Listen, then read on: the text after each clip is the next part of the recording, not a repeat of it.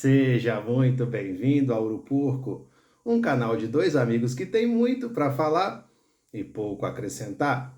Eu sou o Sequeto, trata aqui dos assuntos do Palmeiras. Novamente estou sem o Clebinho, nós gravaríamos juntos hoje, mas infelizmente tem dia que as coisas não dão muito certo.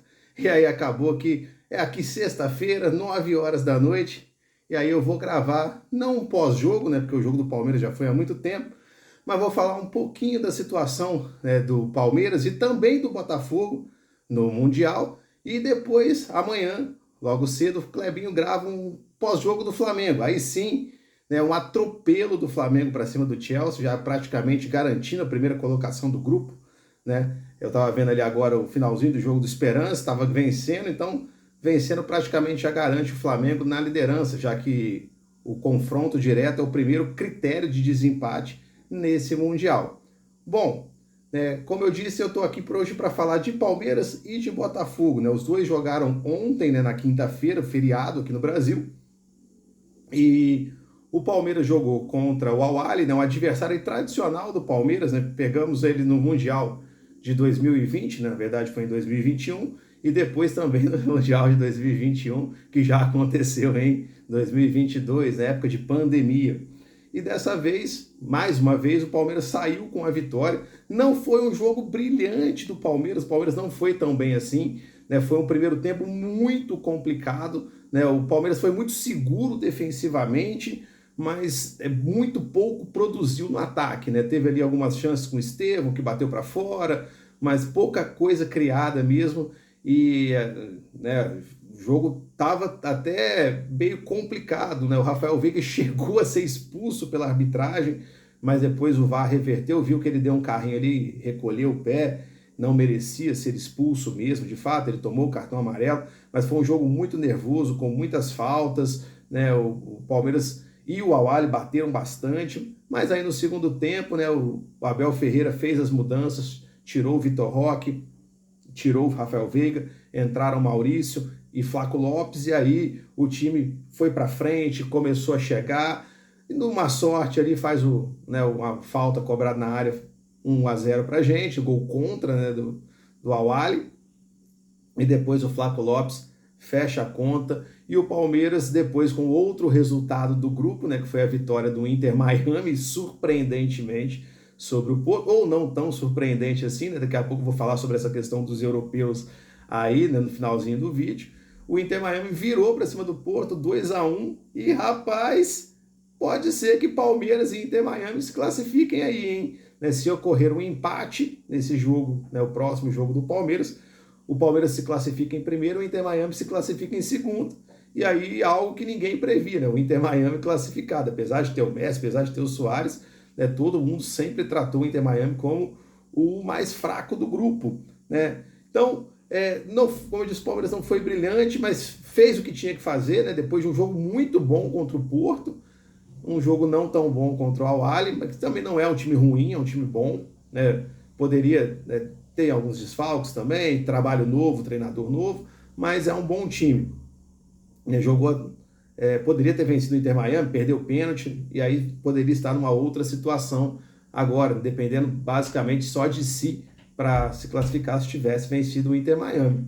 Bom, e aí, cara, quando foi na quinta-feira à noite, era um jogo que todo mundo queria ver, que era PSG e Botafogo. E eu acho que, cara, talvez ali alguns botafoguenses mais otimistas e tudo mais, mas a grande maioria não previa que o Botafogo pudesse vencer esse jogo.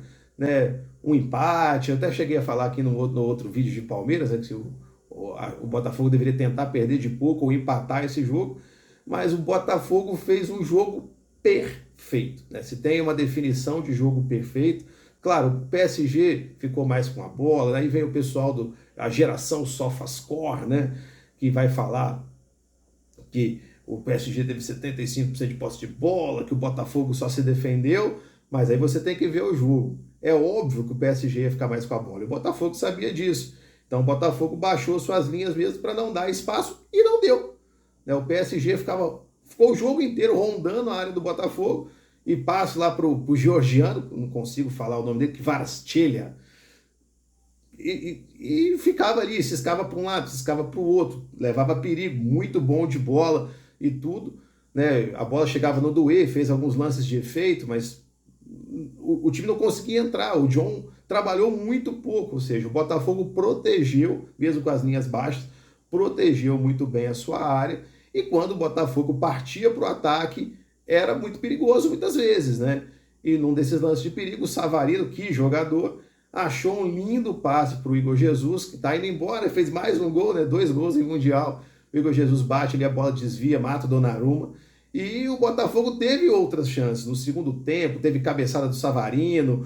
O Botafogo não ficou só ali se defendendo e chutando bola para frente, não. O Botafogo tentava sair rápido para o contra-ataque e deu muito trabalho, né? E aí você vai ver brasileiro tentando diminuir o feito do Botafogo, e você vai ver a entrevista do Luiz Henrique, o técnico do PSG, exaltando o que o Botafogo fez, falando que o Botafogo foi o time que melhor conseguiu defender o PSG nessa temporada, que eles estão acostumados a enfrentar linhas baixas, mas que dessa vez eles não conseguiram, né? Muitas vezes eles conseguiram transpor, né, essas barreiras, e dessa vez não conseguiram. Então o Botafogo fez um jogo perfeito, e agora, né, o Botafogo está a um empate de garantir a liderança de um grupo que era o grupo da morte, né? Então, o Botafogo tem o Atlético de Madrid pela frente. Para o Botafogo não se classificar, o Atlético de Madrid tem que golear o Botafogo e o PSG ganhar do Seattle, aí isso deve acontecer mesmo. Então, basicamente, se o Botafogo fizer mais um bom jogo como tem feito, pelo menos classifica, mesmo que perca para o Atlético de Madrid. Eu não consigo, nesse momento, acreditar que o Botafogo vai tomar a sonora goleada do Atlético de Madrid pelo que os dois times estão jogando. Pode acontecer? Pode, é futebol, mas eu não acredito. Eu acho que o Botafogo passa de fase aí, e aí se vai passar em primeiro, em segundo, não sei. Cruza com o grupo do Palmeiras, né? Então, PSG e Botafogo de um lado, Palmeiras e Inter Miami, talvez, né? Não sabemos ainda o que vai acontecer no grupo do Palmeiras, porque o Porto joga com o Al-Ahly, vai depender do resultado lá, porque se acontecer um empate lá, os dois já estão eliminados mesmo, né? E o Palmeiras e o Inter Miami vão jogar, se os dois empatarem, os dois classificam, e se um ou outro vencer, aí vai depender de combinação de resultado, confronto direto, saldo de gols, aí tem várias coisas que podem acontecer, né? Nesse momento que eu estou gravando, o Flamengo já venceu, já atropelou o Chelsea. Ainda não aconteceu o jogo entre Bayern de Munique e Boca Juniors. Mas aí tem uma coisa, né, que eu já falei naquele outro vídeo de Palmeiras e Porto, é uma coisa que tem circulado muito por aí nas redes sociais e tudo, que é a zoeira com os europeus, né? Porque até nós mesmos, brasileiros, sul-americanos, a gente dava os europeus como franco favoritos, né? Claro que não todos os europeus, a gente imaginava que alguns europeus a gente podia bater sim, mas ninguém pensou que a gente pudesse bater no Real Madrid, no Chelsea, no Chelsea talvez sim, mas no PSG, na Inter de Milão, né, nos times que chegaram, no City, que eram os times assim, talvez mais temidos, embora a Inter de Milão também não tenha muito temor também não, acho que é um bom time, né?